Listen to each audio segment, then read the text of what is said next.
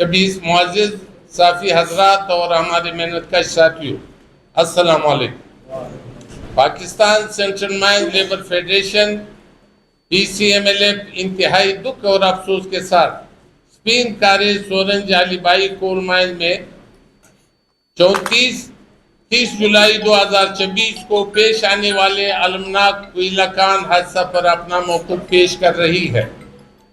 اس ہولناک حادثہ میں 34 کارکن شہید ہوئے، جن میں اکثر کا تعلق ضلع شانگلہ خیبر پختونخوا سے تھا، جس میں تقریباً 24 کارکنوں کا تعلق ایک ہی گاؤں میاں کلی پیر آباد سے تھا، جن میں ایک ہی خاندان کے 5-6 افراد جن میں 3 سکے بھائی بھی شامل ہے جان بحق ہو چکے ہیں۔ Pakistan central mines labour federation تمام شہداء کے اہل خانہ سے دلی تعزیت اور ہمدردی کا اظہار کرتی ہے اور دعا گو ہے کہ اللہ تعالیٰ ان کو جنت الفردوس میں اعلیٰ مقام عطا فرمائے اور لواحقین کو صبر جمیل دے، آمین۔ معزز صافی حضرات، یہ حادثہ صرف ایک اتفاقیہ سانحہ نہیں ہے، بلکہ کانوں میں حفاظتی اقدامات کی مسلسل عدم موجودگی، ناقص نگرانی، غیر ذمہ دارانہ انتظامیات اور متعلقہ اداروں کی غفلت کا نتیجہ ہے۔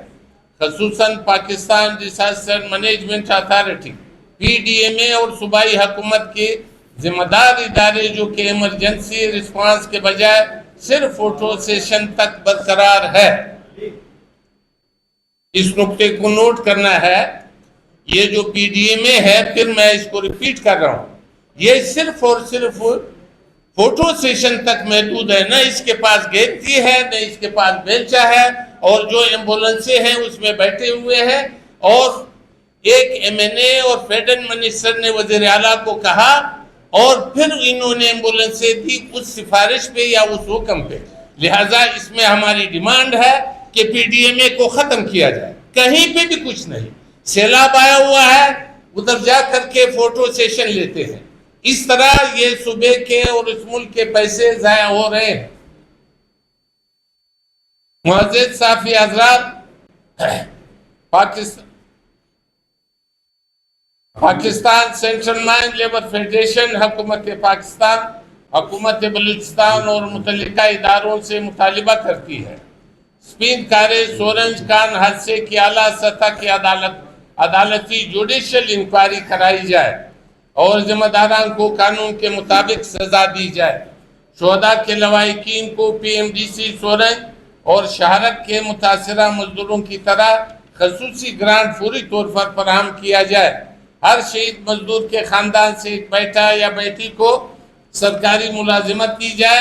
ویسے بھی یہ ملازمین کے لیے 25% کوٹا PCMLF نے، Pakistan central mines labour federation نے پہلے سے طے کیا ہوا ہے، بے شک اسی کوٹے میں ہی ان کو ایک ملازمت دی جائے تاکہ وہ اپنے خاندان کی کفالت کر سکیں۔ پاکستان فوری طور پر ILO کنونشن C-176 کی ریٹیفیکیشن چاہتی ہے کہ توثیق کرے اور اس پر مکمل عمل درآمد یقینی بنایا جائے۔ مائنز اینڈ منرل میں جاری کنٹریکٹ سسٹم کا مکمل خاتمہ کیا جائے اور کان کنی کا کام براہ راست کمپنیاں خود انجام دیں۔ ابھی تو ٹھیکیداروں کے ذریعے ہو رہا ہے اور ٹھیکیدار PT ٹھیکیدار کے حوالے کر دیتا ہے۔